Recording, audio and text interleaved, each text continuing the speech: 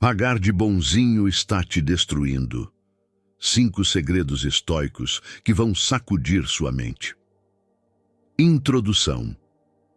Você acha que ser uma pessoa boa está te protegendo? Mas e se eu te dissesse que isso pode estar te destruindo por dentro? Existe um padrão silencioso que muita gente carrega sem perceber. Você evita conflitos, engole opiniões, diz sim quando queria dizer não. Tudo isso para manter uma imagem de alguém agradável. Parece nobre, parece correto, mas existe um preço escondido nisso tudo. O problema é que quanto mais você tenta agradar, mais você se afasta de si mesmo. E o pior não é só isso. As pessoas começam a perceber, mesmo que de forma inconsciente, que você não impõe limites. E quando isso acontece, algo muda. O respeito começa a desaparecer aos poucos, sem aviso. Epicteto ensinava que quando você depende da aprovação dos outros, você entrega o controle da sua vida nas mãos deles. E talvez seja exatamente isso que está acontecendo com você agora, sem que você perceba. A grande questão é, até quando você vai continuar trocando sua verdade por aceitação? E o que isso está custando na sua vida hoje? No próximo ponto, você vai entender por que ser bonzinho não é uma qualidade, mas um vício que está reprogramando sua mente todos os dias. O vício em ser aceito. Você não está sendo apenas gentil, você está sendo condicionado. Cada vez que você abre mão do que pensa para evitar um desconforto, seu cérebro registra isso como uma recompensa. Você evitou rejeição, evitou conflito, evitou julgamento. E isso cria um ciclo perigoso, porque seu comportamento começa a ser guiado não pelo que é certo, mas pelo que é mais confortável emocionalmente. O problema é que esse conforto é ilusório. Ele te alivia no curto prazo, mas te enfraquece no longo prazo. Aos poucos, você para de agir por convicção e passa a agir por aprovação. E quando isso se torna automático, você nem percebe mais quando está se anulando. Epicteto já alertava que quem busca agradar a todos, inevitavelmente perde a si mesmo, porque sua direção deixa de ser interna e passa a ser controlada por reações externas. Você começa a viver como um reflexo das expectativas dos outros. E aqui está o ponto mais perigoso. Quanto mais você é recompensado por ser bonzinho, mais difícil se torna sair desse padrão. Porque agora você não está apenas evitando dor, você está viciado na aceitação. No próximo ponto você vai perceber algo ainda mais inquietante.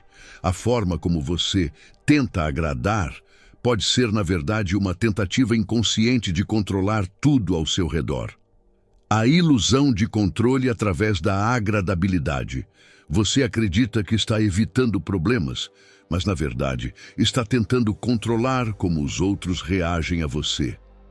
Cada vez que você mede suas palavras, suaviza sua opinião ou se adapta ao ambiente para não desagradar, existe uma intenção por trás. Você quer garantir que nada saia do controle. Quer evitar rejeição, tensão, confronto. Só que esse controle não existe. Epicteto ensinava que existem coisas que estão sob nosso controle e coisas que não estão. A opinião dos outros nunca esteve. Quando você tenta agradar para manipular o resultado, você está investindo energia exatamente onde não tem poder nenhum. E isso gera um efeito contrário ao que você espera. Quanto mais você tenta controlar como os outros te veem, mais dependente você se torna dessa percepção. E quanto mais dependente, mais vulnerável você fica. Qualquer mudança de humor, qualquer crítica, qualquer rejeição pequena já é suficiente para te desestabilizar. Você não está no controle, você está se ajustando constantemente para não perder algo que nunca foi seu. E aqui está o detalhe que quase ninguém percebe. Quando você vive tentando controlar tudo através da agradabilidade, você perde a única coisa que realmente poderia te dar estabilidade: sua própria firmeza. No próximo ponto, você vai encarar algo ainda mais profundo, o momento em que, sem perceber, Você começa a negociar quem você é, quando sua identidade se torna negociável. Isso não acontece de uma vez. Começa pequeno. Você deixa passar um comentário que te incomodou. Concorda com algo que não acredita. Se adapta só para evitar um clima ruim. Parece inofensivo, mas cada uma dessas decisões envia uma mensagem clara para você mesmo. Quem você é pode ser ajustado dependendo da situação. E é aí que o problema começa a se aprofundar. Quando sua identidade se torna flexível demais, ela deixa de ser sólida. Você já não sabe mais o que realmente pensa, porque suas respostas mudam de acordo com quem está na sua frente. Em um ambiente você é uma pessoa, em outro você já age diferente. Não por estratégia, mas por medo de não ser aceito. Sêneca dizia que aquele que não decide por si mesmo acaba vivendo ao sabor das opiniões alheias, e isso cobra um preço alto. Você começa a sentir um desconforto difícil de explicar, uma sensação de estar desconectado de si mesmo, porque, no fundo, você sabe.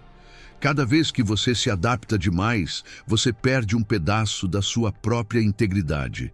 E quanto mais isso se repete, mais difícil se torna voltar atrás. Porque agora não é só uma escolha, já virou padrão. No próximo ponto, você vai entender como isso começa a afetar algo que talvez você nem tenha percebido ainda: a forma como as pessoas te enxergam. O efeito colateral, respeito em queda silenciosa. Ninguém vai te avisar quando isso começar a acontecer. Não existe um momento claro, uma conversa direta, um sinal explícito. O respeito não desaparece de uma vez. Ele se desgasta em silêncio toda vez que você se coloca em segundo plano para manter a harmonia. As pessoas observam mais do que você imagina. Elas percebem quando você evita se posicionar, quando recua fácil, quando aceita mais do que deveria. E mesmo que não façam isso de forma consciente, algo muda na forma como te tratam. Sêneca ensinava que quem não se valoriza ensina os outros a não valorizarem também.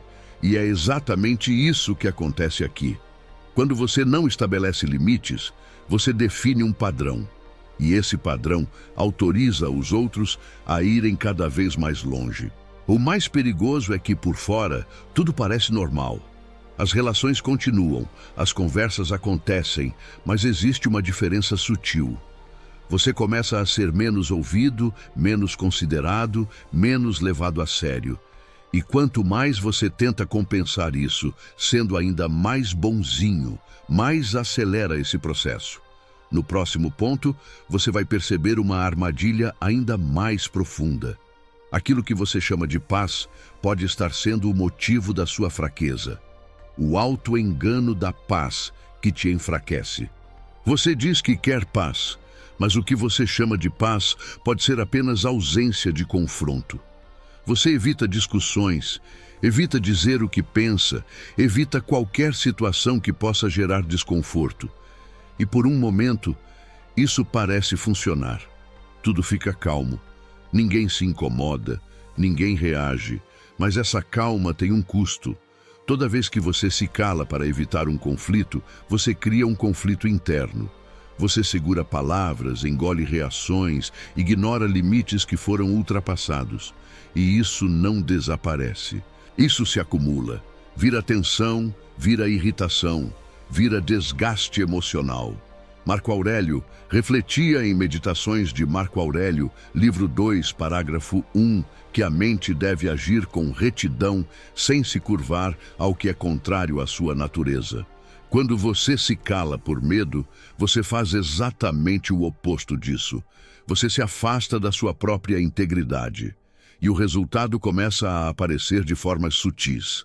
Ansiedade sem motivo claro, cansaço emocional, dificuldade de se posicionar até em situações simples. Você começa a se sentir fraco, mas não entende por quê. Porque essa paz não é força, é evasão. E enquanto você foge do desconforto externo, você fortalece um desconforto muito mais difícil de lidar, aquele que cresce dentro de você. No próximo ponto, você vai encarar a raiz de tudo isso. O que parece bondade pode ser apenas medo disfarçado. O medo disfarçado de bondade. Agora fica mais difícil ignorar. Muitas das atitudes que você chama de bondade não têm relação com virtude. Elas nascem do medo. Medo de desagradar, medo de ser rejeitado, medo de ser visto de forma negativa. E quando o medo conduz suas ações, você não está escolhendo. Você está reagindo. Você ajuda quando não quer ajudar. Você concorda quando discorda. Você se cala quando deveria falar.